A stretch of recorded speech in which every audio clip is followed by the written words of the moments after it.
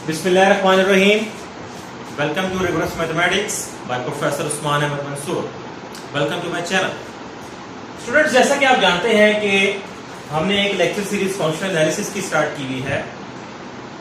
आज उसके lecture number 7 है और पहले 6 लेक्चर्स में मैंने बहुत डिटेल के साथ नॉर्म स्पेस को डिफाइन किया कि कैसे किसी वेक्टर स्पेस के एलिमेंट को आप एक रियल नंबर अलॉट करते हैं एक फंक्शन के थ्रू जो कि 3 प्रॉपर्टीज सेटिस्फाई करता है।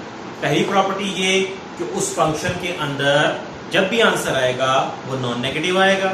दूसरी प्रॉपर्टी ये कि जब आप फील्ड के किसी एलिमेंट को उसके वेक्टर से मल्टीप्लाई करवाएंगे और उसके ऊपर वो फंक्शन अप्लाई करेंगे तो वो जवाब कैसे देगा? वो जवाब देगा उस स्केलर का मैग्नीट्यूड या modulus multiply by the value of the function over that vector, जिसको आप कैसे लिखते थे कि norm alpha x alpha into norm of x. ये उसकी कंडीशन नंबर 2 थी। और थर्डली वो फंक्शन ट्रायंगुलर इनइक्वालिटी को क्या करे? सेटिस्फाई करे। तो यहां पर हम क्या देखेंगे?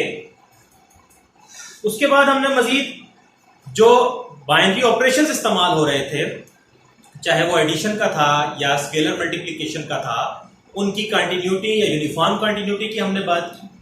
और आज जो हमारा टॉपिक है, हम चाह रहे हैं कि नॉर्म स्पेस की कुछ एग्जांपल्स को देखा जाए कि नॉर्म स्पेसेस जो हैं वो किस तरीके से, उनकी कोई एग्जांपल्स भी एग्जिस्ट करती हैं या नहीं। क्योंकि कोई भी डेफिनेशन जब आप बना देते हो तो जब तक उसके अगेंस्ट एग्जांपल्स ना हो तब तक उसका चार्ज नहीं है, तब तक वो फील्ड प्रोग्रेस नहीं करेगी, ठीक है, तब तक वो डेफिनेशन सिक्योर नहीं होगी। तो हम क्या साबित करेंगे कि रियल नंबर्स का जो सेट है, आर ओवर आर लिखने का क्या मकसद है? याद रखें कि नॉर्म स्पेस की बात हमेशा किसी वेक्टर स्पेस के ऊपर होती है। अब हम जानते हैं कि set of real numbers over the field of real numbers एक वेक्टर स्पेस है। तो हम ये चाहते हैं कि अगर इस आर के अगेंस्ट हम मॉडुलस फंक्शन डिफाइन करें, ठीक है, वो मैं करके बताऊंगा, तो क्या वो मॉडुलस फंक्शन नॉर्म की प्रॉपर्टीज को सेटिस्फाई करेगा या नहीं करेगा? देखते हैं। बिकॉज यही लिखा है कि इसको नॉर्म स्पेस प्रूव करें, ये नहीं कहा कि किसी भी फंक्शन के अगेंस्ट कर दें। वो फंक्शन की नोयत भी बता रहा है कि वो कौन सा लेना है, यूजुअल मॉडुलस नॉर्म। यानी कि हम एक फंक्शन डिफाइन करते हैं, क्योंकि अब अगर आपने ये वेक्टर स्पेस है तो इस वेक्टर स्पेस से लेकर के सेट ऑफ रियल नंबर्स तक एक मैपिंग बनानी है। अब लकीली यहां दोनों चीजें सेम आ रही हैं आपके पास। By norm of x is equals to modulus of x for all x belongs to the domain which is the vector space. Okay, अब आप अच्छे से जानते हैं कि फंक्शन वेल डिफाइंड क्यों है, क्योंकि मॉड का आंसर हमेशा एक रियल नंबर होता है। रियल नंबर का जो मॉड होता है वो वापस एक रियल नंबर आता है, क्योंकि ये भी एक फंक्शन है। ये x देता है कब? जब आपका x greater than equal to 0 हो, और माइनस x कब देता है? जब आपका x लेस देन 0 हो। यानी कि हर सूरत में पॉजिटिव आंसर करता है या नॉन नेगेटिव आंसर करता है। ओके, तो कहता है कि ये जो फंक्शन है ये यूजुअल मॉडुलस नॉर्म क्यों कह रहे हैं? क्योंकि इसके तहत ये नॉर्म बन जाती है, लेकिन हमने तो इसके तहत अभी प्रूफ करना है। तो ये जो फंक्शन है इस अंदाज में जब लिया जाएगा कि x की नॉर्म से मुराद जब x का मॉड लिया जाएगा तो वो नॉर्म की 3 प्रॉपर्टीज भी सेटिस्फाई हो रही है। अब वो तीनों प्रॉपर्टीज सेटिस्फाई करके हमने बताना है। तो कंडीशन 1 देखते हैं। Condition 1, let x belongs to R, then norm of x, ये बाय डेफिनेशन आ गया आपके पास। अब आप अच्छे से जानते हैं कि मॉड ऑफ x क्या होता है? It is always greater than और equals to 0। That is norm of x is greater than और इक्वल टू 0। अभी इसको नॉर्म कहना नहीं चाहिए क्योंकि अभी नॉर्म बनी नहीं है। अभी तक ये एक फंक्शन है जो कि इसके जरिए से डिफाइन हुआ है। यानी ये बिल्कुल ऐसी है कि f कोई फंक्शन है जो x के ऊपर इमेज क्या दे रहा है? g ऑफ x के बराबर। और ये g आपका क्या है? ये वो मॉड है। और f को क्या प्रूव करना है कि इस फंक्शन के तहत जब f को इसके बराबर रखा जाए तो f नॉर्म की प्रॉपर्टी सेटिस्फाई करता है। या दूसरे सादा लफ्जों में modulus function gives you the norm over the set of real numbers या over the vector space of real numbers. तो ये कंडीशन 1 आ गई आपके पास. Condition 2, let alpha belongs to field, और field यहां पर क्या है? R. Alpha belongs to field which is the set of real numbers and X belongs to the vector space R. तो फिर आपके पास कंडीशन 2 कैसे आएगी?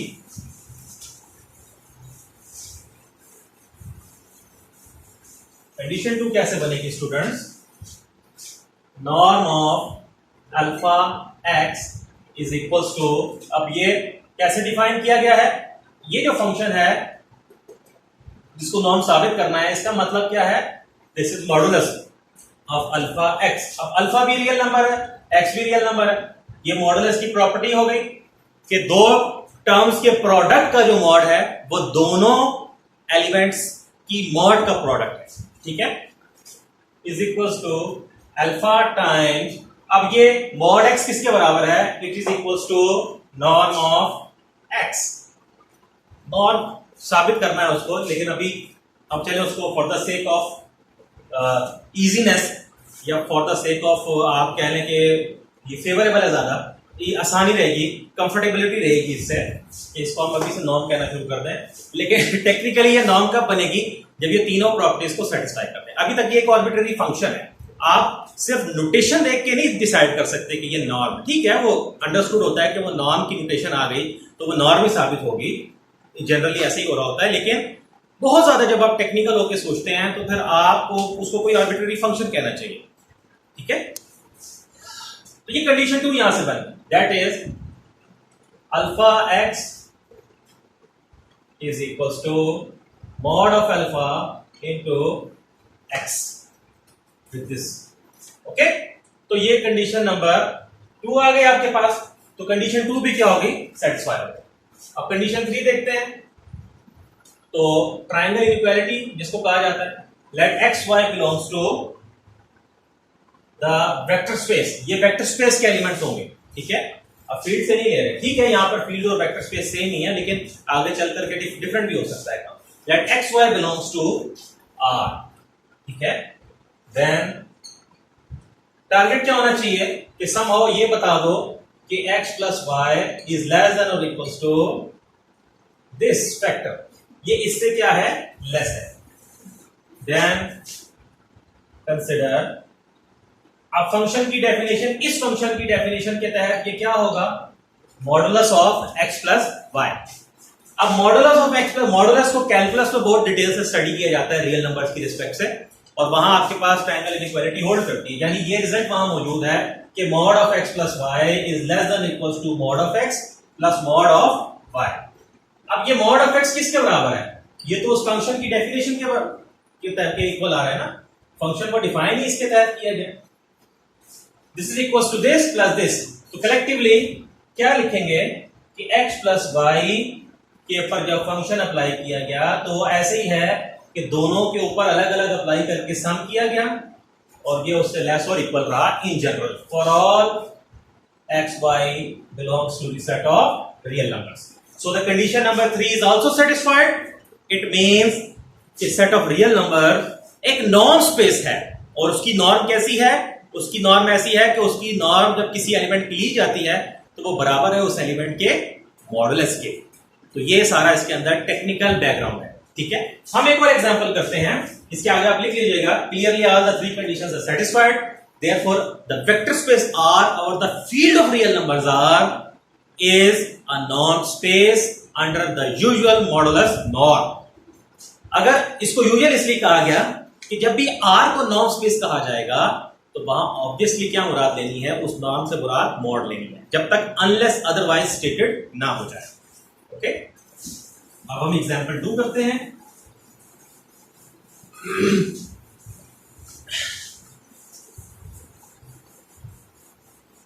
एग्जांपल नंबर 2 के अंदर, example 2, show that C over the field of complex, over the field of C, यानी कि ये कॉम्प्लेक्स नंबर्स की वेक्टर स्पेस और इसमें फील्ड कौन सी ली जा रही है, कॉम्प्लेक्स नंबर ही की ली जा रही है, ठीक है। Show that C over C is a normed space over the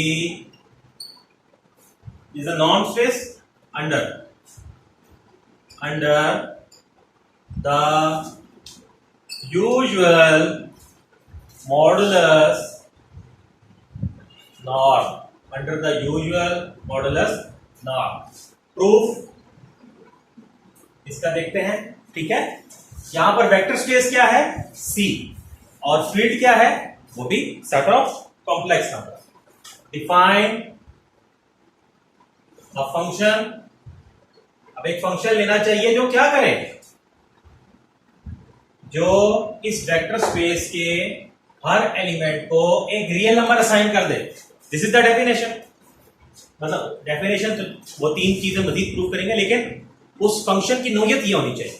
और ये कैसे डिफाइन किया जा रहा है कि कोई भी वेक्टर जब लिया जाएगा, और वेक्टर क्या है, कॉम्प्लेक्स नंबर है, इससे मुराद उसका मॉडुलस होगा।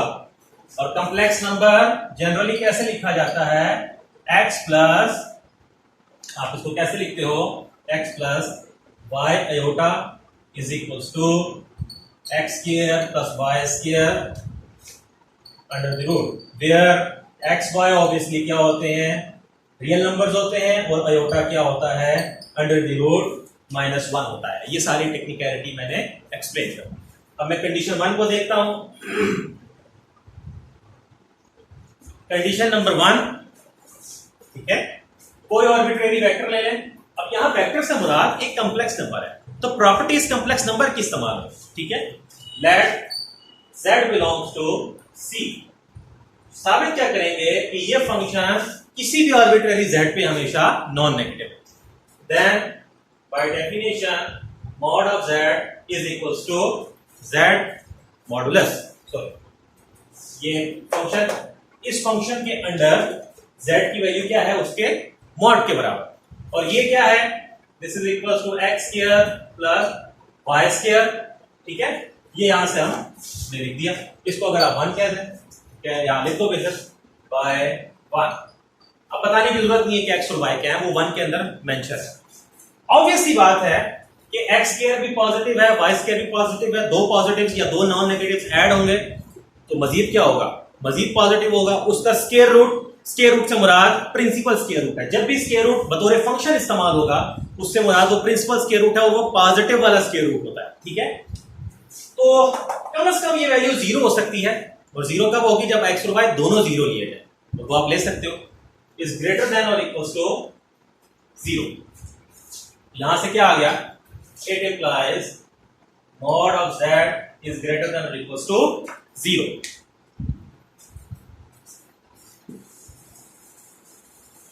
नेक्स्ट, अच्छा एक चीज जो मैंने मिस की है एग्जांपल 1 के अंदर, वो मैं यहां कर देता हूं, जल्दी में मेरे जहन में नहीं रहा। कि कंडीशन 1 क्या होती है कि साबित करो कि mod of z greater than और इक्वल टू 0 है। ऑफ कोर्स ये नॉन नेगेटिव टर्म है।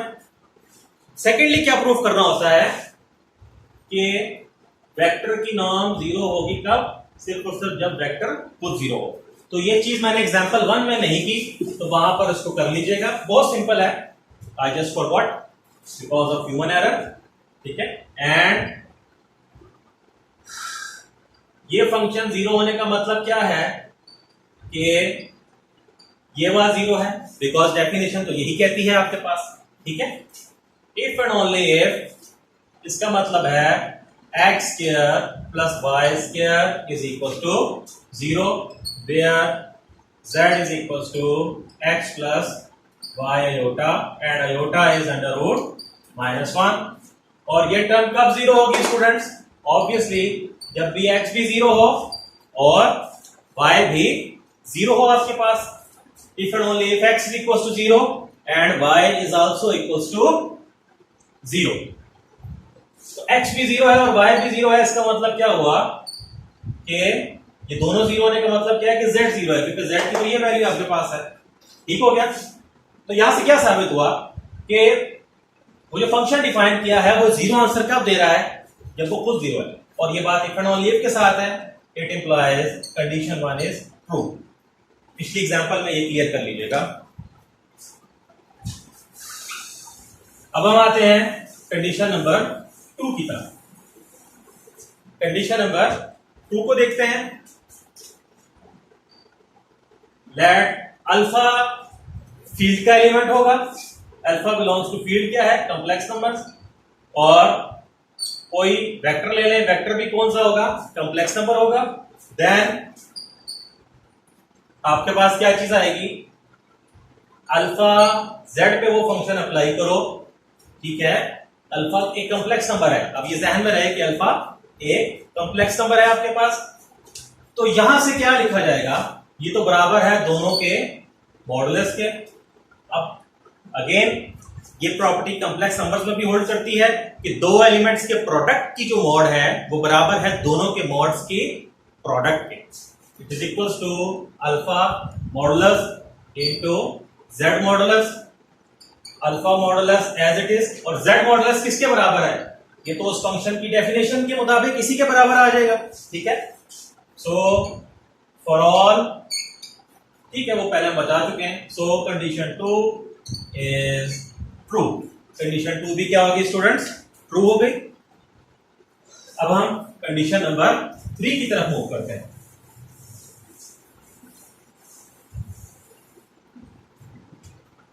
कंडीशन 3,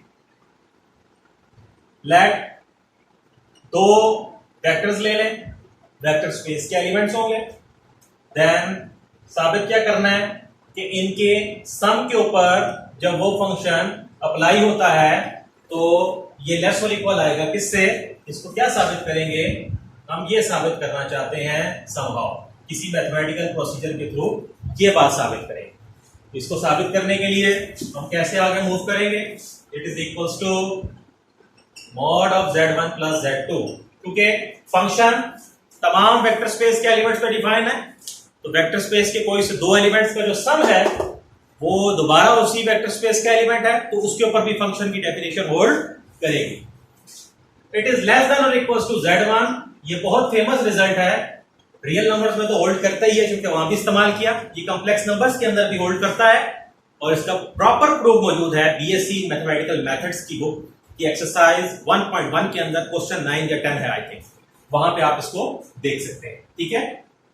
अब ये z1 का मॉडुलस किसके बराबर है, ये तो वो फंक्शन की डेफिनेशन आ गई जो हमने डिफाइन किया हुआ। तो हम जब इसको और इसको कंबाइन करेंगे तो क्या बनेगा, therefore z1 plus z2 is less than और equals to z1 plus z2 over that function. तो ये कंडीशन नंबर 3 ट्रू हो गई। Condition 3 is true, therefore the set of complex numbers या the vector space of complex numbers over the field of complex numbers is a normed space under the usual modulus norm। ये फिक्रेंट में लिख लीजिएगा। और यहां से क्या आइडिया हुआ कि जब भी सेट ऑफ कॉम्प्लेक्स नंबर्स की बात होगी तो जब तक नॉर्म किसी और अंदाज में ना दी जाए आपको नॉर्म हमेशा मॉडुलस वाली रखनी है, और रियल नंबर्स के केस में भी नॉर्म हमेशा मॉडुलस वाली रखनी है। Hopefully you have enjoyed the lecture. Please subscribe my channel and share this video further as far as possible. Thank you.